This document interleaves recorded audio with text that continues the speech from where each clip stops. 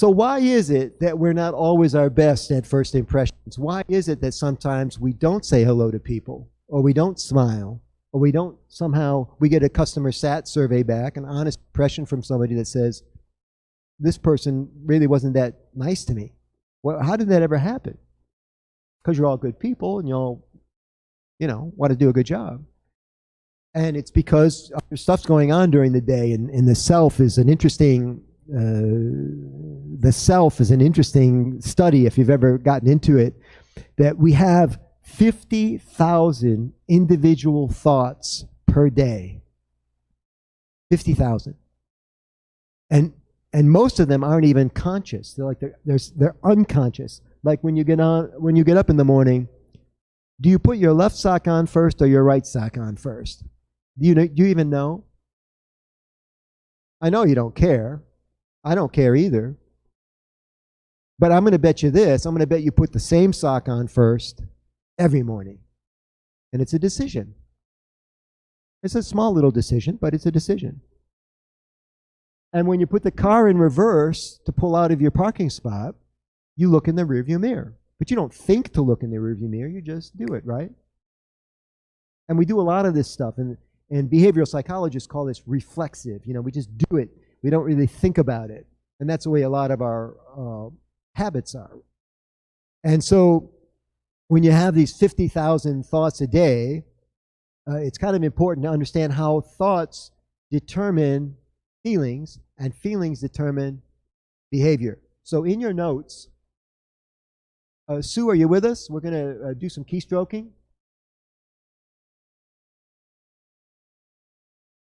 And Sue can come on speaker, man. She can do a cameo. Sue, say hello if you're there, please. So in your notes, if you would... I'm here, yep. Yeah, thank you. Yep. Would you put up Malcolm Gladwell, Talking to Strangers? And the book Outliers. Outliers. Oh, we'll worry about spelling later. But Outliers is the 10,000 hours piece. Oh, by the way, the 10,000 hours. So let's do the math. If you work 2,000 hours a year, and that's 50 weeks a year times 40 hours a week, right? That's 2,000 hours. And you do that for 5 years, and you're conscious of your job. You're not just showing up and going through the motions.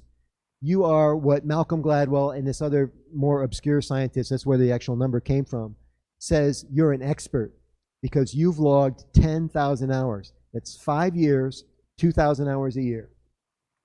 And you're an expert at what you do. But if you ask most people, if I had asked you before I gave you that big long explanation, are you an expert at what you do? Are you an expert in your department? You might not have said yes.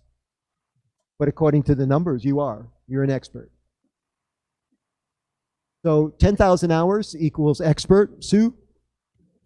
And then in your notes, would you do this for me? I need you to write this down because we're going to keep referring to it, and I want you to have a visual of how this works. It's we're going to put 3 components on the screen, Sue. On the left side, let's put thoughts, and then there's an arrow, like you could do that little sideways arrow that points to the middle. There you go. And the middle is emotion. And then on the right side is behavior. And the reason this is important is because of a guy by the name of Albert Ellis, E-L-L-I-S. Sue, if you would, Albert Ellis. He's gone now, dead. But he discovered something called REBT, which stands for Rational Emotive Behavior Therapy. There is no quiz on this crap, just telling you where it comes from. So simply put, Albert Ellis said that what we think about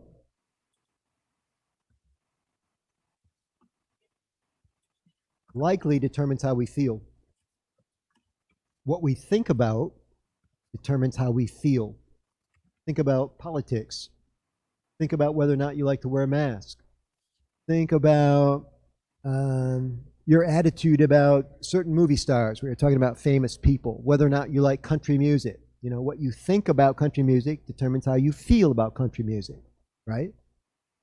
And then Ellis said the natural extension of that is that how you feel determines how you behave.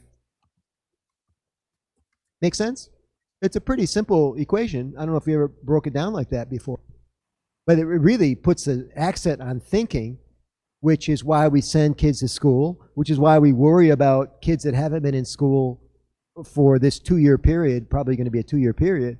What happens when kids miss 7th and 8th grade? If they don't think, how will they feel, and then how will they behave when they join the workforce later on? All these things are on the minds of social scientists right now.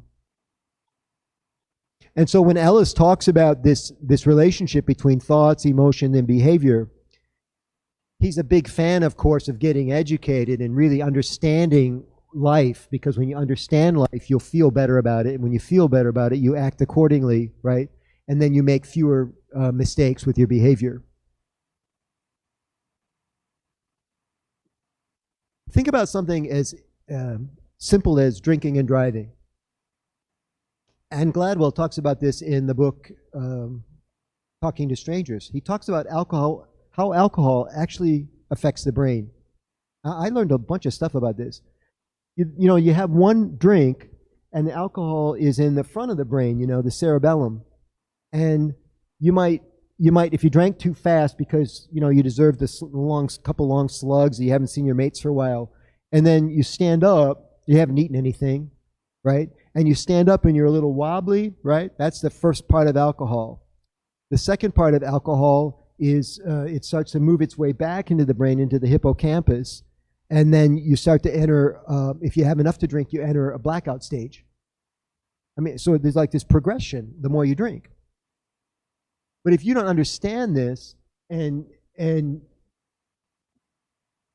because you didn't think about it, he's like, well, I can just have another drink. You know, I feel like having another cocktail, right?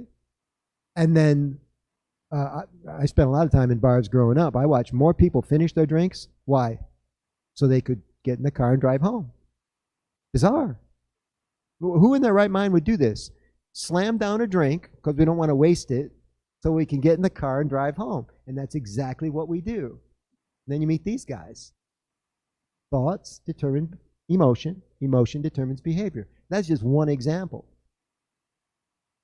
My favorite book of all time, I do a lot of reading, is called Predictably Irrational by Dan Ariely, A-R-I-E-L-Y. And if you like this psychology stuff and how life really works, you'll love this book.